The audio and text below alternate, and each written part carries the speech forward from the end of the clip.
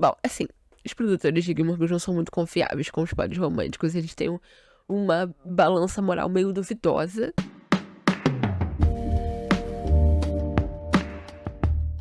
Olá, eu sou a Thay e esse é o A Thay Te Conta. E no vídeo passado a gente falou sobre um dos namorados mais polêmicos de Gilmore Girls. Então, continuando nessa mesma vibe, hoje a gente vai falar, na verdade, sobre o que eu consideraria o menos polêmico, porque até hoje eu não encontrei absolutamente nenhum fã ou pessoa que tenha assistido essa série que não goste do Dave Rygalski. O título desse vídeo provavelmente vai ser Por que Amamos Dave Rygalski, mas ele poderia ser Como Não Amar Dave Rygalski, porque é absolutamente impossível não gostar desse personagem. E por quê?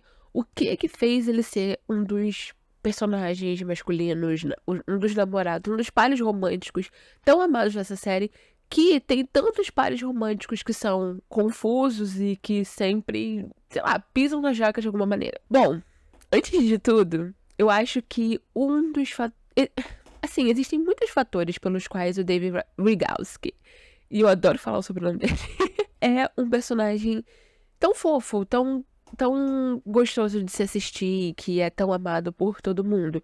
Mas, com certeza, é meio nítido que... Mas, com certeza, um dos fatores é simplesmente o fato dele ter sido inspirado numa pessoa real que a Amy Sherman Palladino e o Daniel Palladino gostavam de verdade. Então, eu acredito que traz pra dentro do personagem essa afeição que os próprios produtores da série tinham por ele. Pra quem não sabe, o Dave Rygalski é inspirado no par romântico da vida real de quem seria a Lane da vida real. A personagem da Lane é inspirada na Helen Pye, que é uma grande amiga da Amy Sherman Palladino, que também trabalhou muito em Gilmore Girls, também é acreditada como produtora da série. A Helen Pye é coreana e ela tinha uma experiência de filha de imigrantes nos Estados Unidos, com pais super conservadores e tal. E então a Amy Sherman Palladino baseou muitas das coisas que acontecem com a Lane na história na experiência de vida da própria Helen Pye. E uma das coisas que aconteceu na vida da Helen Pye foi se casar com o cara chamado Dave Rygalski. Então a Amy Sherman Palladino e o Daniel criaram o personagem do Dave para ser o par romântico final da Lane. E esse sempre foi o objetivo da série, que a Lane e o Dave ficassem juntos até o fim da série. Eles seriam OTP e assim, endgame forever. No entanto, outras coisas aconteceram que impediram isso. Inclusive, Happy Alien, que é o nome da banda que a Lane tem eventualmente na série, é um anagrama, que é a palavra que fala? Acho que é. Anagrama de Helen Pye, né? Se você inverter as letras ali. E quem toca as músicas reais que a banda toca na série, quem canta e toca essas músicas, é o próprio Dave Rygalski da vida real, que é músico. É produtor musical. Então, tem essa pitada de realidade e afeição e sei lá, acho que afeto que os próprios produtores tinham por esses personagens na série, que eu acho que acaba refletindo no quanto o personagem acaba sendo um querido. Mas eu também acho que um fator importantíssimo pelo qual o Dave é um personagem tão dá vontade de botar ele dentro do bolso e guardar é a atuação do Adam Brody. O Dave definitivamente não seria o mesmo personagem se um outro ator tivesse representado ele na série. Porque o Dave é o Adam Brody, no sentido de que dá pra ver quando você... Principalmente se você assistiu o Adam Brody interpretar o Seth em DLC, mas se você assistiu o Adam Brody interpretar basicamente qualquer outro personagem. Tem muito da entrega dele... Muito do que o Dave é a entrega do próprio Adam pro personagem. Então, esse jeito dele desconcertado, não só meio nerd, mas meio desengonçado, os trejeitos dele, meio que a gagueira que ele faz, e o carisma mesmo que o personagem tem, o alívio cômico que ele é muito característico da atuação do Adam Brody. E eu acho que é um grande fator pelo qual o personagem ficou tão bom, tão legal de se assistir. Infelizmente, o Adam precisou ser cortado da série, porque, né, ele foi escalado para interpretar o Seth em DLC. Inclusive, algumas pessoas supõem que o motivo pelo qual a gente não teve um encerramento adequado do relacionamento da Lane e do Dave na série, o motivo pelo qual eles deixaram as coisas meio abertas quando ele não aparece mais, porque o Dave tá na faculdade, seria porque eles tinham expectativa de que o Adam Brody pudesse voltar para fazer algumas participações especiais. Então eles tinham a intenção, isso é o que se supõe, de manter os dois personagens juntos. E quem sabe, sei lá, no final da série o Adam voltaria para fazer uma participação final, alguma coisa assim. No entanto, isso não foi possível. O Deus se estourou, virou uma grande série. Não tinha mais como ele fazer esse papel em Gilmore Girls. E ele simplesmente ficou com aquela coisa meio... Cadê o Dave? Sumiu. Deixou de existir. Mas bom, obviamente não é só esse lore por trás do personagem e a atuação do Adam que faz o Dave ser tão... Dave! É toda a história, todo o romance entre o Dave e a Lane em si. Já começa pela primeira cena, pelo momento em que eles se conhecem. O Dave e a Lane, eles fazem sentido desde o primeiro momento em que os personagens são apresentados pra gente. Ele enxerga muito facilmente a obsessão que a Lane tem por música, logo assim que ele encontra com ela. E não só isso, como ele tem a mesma obsessão, o mesmo fascínio que a Lane tem. Então eles casam muito bem. E o que eu acho muito interessante nessa primeira cena dos dois, se você reassistir, é que basicamente não tem um minuto de silêncio entre eles. Eles não têm desconforto, não tem nada. É como quando você conhece uma pessoa e você sente que você conhece essa pessoa há muitos anos, você tá super confortável com ela. Parecia que eles poderiam ficar conversando a noite inteira, então eles casavam muito bem. O segundo, e eu acho que seria um dos pontos essenciais do que tornam o Dave o melhor namorado da série, na minha opinião, é o fato de que ele se esforça muito pela Lane. Não somente ele queria agradá-la e ficar perto dela e tal, mas ele entende muito bem a vida da Lane. Ele entende muito bem a relação complicada que ela tem com a mãe de não ter, talvez, os mesmos princípios tão acirrados religiosos que a mãe tem, mas ao mesmo tempo ter um sentido de obediência muito grande com a mãe. E ele nunca questiona isso, pelo contrário, ele entende a Lane desde o primeiro momento e ele faz absolutamente tudo que tá ao alcance dele para se conectar com a mãe dela em prol de poder se aproximar mais da Lane. Então ele entende que para ele poder ter um bom relacionamento com a Lane, ele precisa cair na graça da Mrs. Kim. E ele sabe muito bem o que falar pra Mrs. Kim na primeira vez que eles se encontram, que é naquele episódio da maratona de dança, justamente porque ele ouve tudo que a Lane fala sobre a mãe. Então, se ele fosse só um cara que não estivesse prestando atenção nas coisas que ela diz, ele não saberia lidar com a Mrs. Kim naquele momento. Mas ele sabia exatamente o que dizer pra deixar a mãe dela não feliz, eu diria, mas assim, satisfeita com ele. E de pouco a pouco ele vai ganhando espaço na vida dela e ganhando o coração da mãe dela. Cara, ele abre mão do feriado, do Dia de Ação de Graças dele, que é um feriado nacional nos Estados Unidos muito importante, que é tipo Natal, aqui raramente alguém vai abrir mão do seu Natal, de passar com a sua família e tal. Não sei quando adolescente você quer passar com sua namorada, mas enfim. Mas pra ficar 5 horas direto tocando pra ganhar $20, só porque, tudo bem, ele em teoria tava passando um tempo com a Lane já no mesmo local, mas era mais pra ganhar a confiança da mãe dela, pra mostrar que ele era um cara bacana, um cara legal. Outro fator que torna essa parte do romance deles tão interessante também é porque no momento em que ele acontece, ele faz uma justaposição muito óbvia ao relacionamento da Rory. Por quê? Naquela altura, o relacionamento da Rory com o Jim tá bem conturbado, né? Já não tá lá mais essas coisas.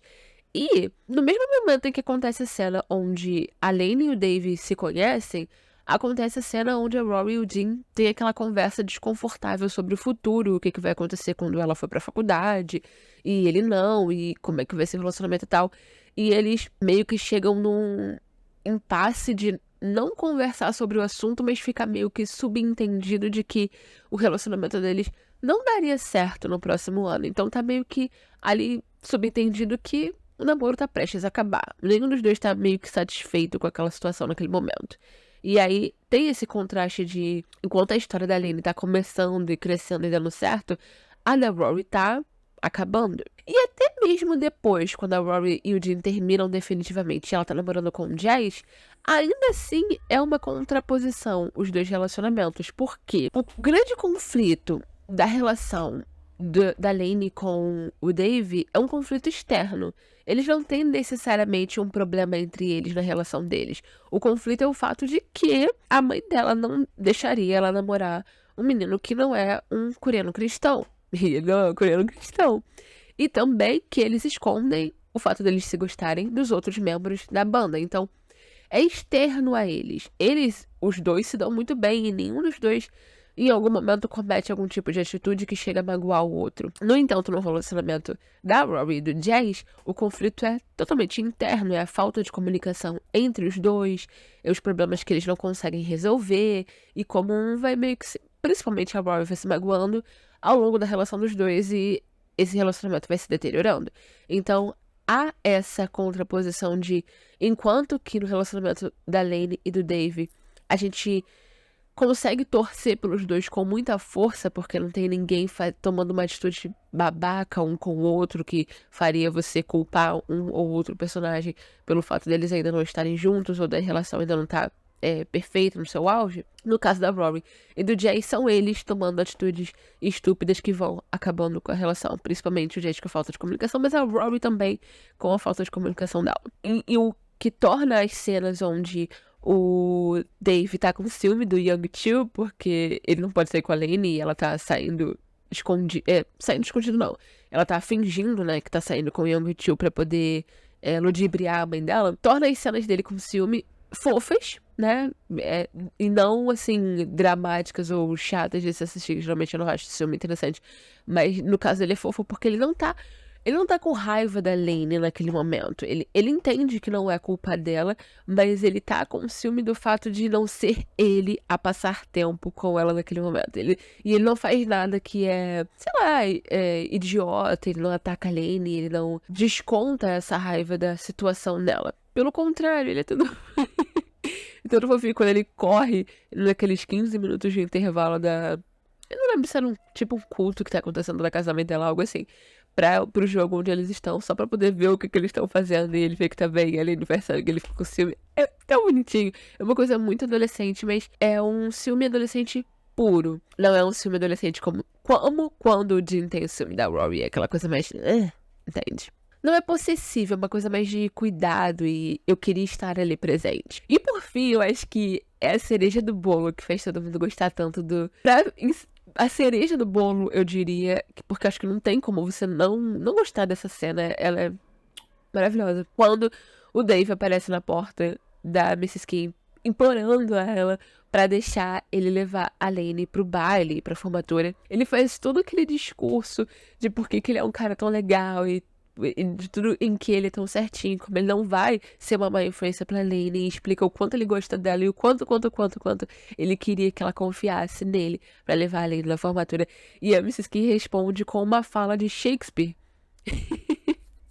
que ele absolutamente não entende naquele momento, mas... E é o momento em que o rei tá falando pra um cara cego que acabou de recuperar a visão, como o fato dele ter recuperado a visão era uma grande bênção, mas que ele não deveria, agora que ele estava com a visão, se esquecer dessa bênção que ele recebeu. Tinha que ficar sempre ali na cabeça dele que meio que Deus fez um favor pra ele. E eu acredito, apesar de não ser explicado, mas acho que fica bem implícito, que é isso que a Mrs. Kim tava querendo dizer pra ele, tipo, olha, eu vou te conceder essa bênção de levar minha filha única pra formatura, mas você não pode se esquecer de que é uma bênção, eu tô te fazendo um favor. Então, tipo assim, tu ainda tá ali na corda bamba, entendeu? Não ache que porque eu gosto de você e tô deixando você levar ela, que tá tudo bem, não vou ficar mais no seu pé. No entanto, como ele não reconheceu a fala, achou que era da Bíblia, ele passou a noite inteira... Gente, você lê em uma noite algo completamente bizarro. Eu diria impossível, provavelmente, apesar de que eu leio muito rápido, mas assim, pro coisa da história, vamos dizer que é possível. Ainda assim, completamente absurdo ele ter lido a Bíblia inteira em uma noite. O baita esforço que ele faz em N situações pra estar com ela, mesmo quando é algo que, se você olhasse o esforço, o sacrifício e a recompensa não seria equilibrado, é o que torna ele um personagem tão maravilhoso. E o melhor par romântico que se tem nessa série, sem sombra de dúvidas. E o triste é que essa é a última vez que a gente vê o David Rygalski na série. E muitos dizem que é justamente porque a passagem do personagem é tão curta na série que ele é um personagem tão bonzinho, tão bom, né? Sem grandes atitudes que fariam... que dividiriam opiniões e fariam algumas pessoas não gostarem dele e tal. Justamente porque não deu tempo dos produtores fazerem um assassinato de caráter, como eles conseguiram fazer com vários outros personagens que a gente gostava tanto, e de repente tem alguma coisa que o personagem faz que você fala, caraca, meio que imperdoável. Tipo, as coisas que eu comentei do Jazz no último vídeo. Mas, eu acho que ainda assim... Bom, assim, os produtores de Gilmore Girls não são muito confiáveis com os pares românticos. Eles têm uma balança moral meio duvidosa. No entanto, eu acredito que a julgar pelo fato de que ele foi criado com o objetivo de sempre ser o par romântico da Lane e de refletir essa grande história de amor muito bonitinha entre um casal de amigos da Amy Sherman Palladino e do Daniel, provavelmente eu acho que não. Acho que eles não fariam esse assassinato de caráter desse personagem. E é muito, muito triste que ele não possa ter continuado, a gente não possa ter visto o desenvolvimento do que seria ele e a Lane juntos. Eu só tenho grandes expectativas de como teria sido a trajetória dos dois e principalmente como teria sido a trajetória da Lane se o Dave não tivesse sido série e ela nunca tivesse ficado com o Zack e casada tão cedo e grávida de gêmeos tão cedo. E se você também sente essa revolta pelo que aconteceu da Lane, eu vou deixar aqui nos cards um vídeo que eu já fiz sobre a história dela, que é, na minha opinião, o plot mais decepcionante dessa série, assim, eu nunca, jamais irei me recuperar do fato da Lane ter terminado dessa maneira. Mas enfim, comenta aqui embaixo o que você acha, se você era também tão obcecado pelo personagem do Dave quanto a grande maioria de nós éramos assistindo a série. Se você, sei lá, só achava ele fofinho, se você não gosta do Dave, realmente... Se existe alguma pessoa assistindo esse vídeo agora que por algum motivo não gosta do Dave, eu preciso que você faça, não um comentário, mas uma dissertação, assim, com uma justificativa muito bem explicada. O que faria você não gostar do personagem? Porque justamente eu preciso que você me explique como se tivesse 5 anos pra eu conseguir entender. Visto que, em comparação aos outros personagens, eu diria que ele é o melhor par romântico dessa série, assim, de longe, sem sombra de dúvida. Tudo bem, eu sei que às vezes tem alguma coisa que chama a nossa atenção com algum personagem. Tem gente que simplesmente são obcecados pelo Logan, porque, sei lá, é o tipo da pessoa, ou pelo Jess, porque é o tipo da pessoa, ou pelo Jim, por qualquer outro motivo que eu não consigo entender. Por que não gostar dele? Como não amar? Me explique como você fez para não amá-lo, porque realmente é uma coisa que me deixa muito curiosa. E bem, é isso. Muito obrigada por todos vocês que estão assistindo, comentando, principalmente todos vocês que estão comentando sugestões em todos os vídeos. Não se engane, eu estou anotando todas e já estou planejando todos esses vídeos. São vários, então se ainda não saiu o vídeo que você sugerir algum comentário, pode ficar tranquilo que definitivamente vai sair. Tenho planos de fazer ainda sobre inúmeros outros personagens de Gilmore Girls, principalmente, que existem vários pra gente analisar, mas de muitas outras séries também. Então, todas as outras séries dessa época, DLC, One Tree Hill, TVD, Gossip Girl, PLL, comenta aqui embaixo alguma ideia de análise que você gostaria de ver aqui no canal, que eu com certeza vou trazer pra vocês com muito amor, carinho e prazer, porque se tem algo que eu gosto de fazer é ficar dissertando sobre personagens de séries que já acabaram há mais de 10 anos e eu gostaria de poder voltar no tempo e assistir de novo como se nunca tivesse visto. Se você gostou desse vídeo, já deixa um like, comenta aqui o que você achou. Não esquece de seguir o canal, estamos quase batendo 500 inscritos, eu tô muito, muito feliz. Um beijo e até o próximo vídeo. Também não esquece de me seguir lá no Instagram, tá? E agora de me seguir no Twitter também, me recuso a chamar de X, que eu também estarei falando sobre livros e vídeos e ideias lá. Um beijo e até o próximo vídeo.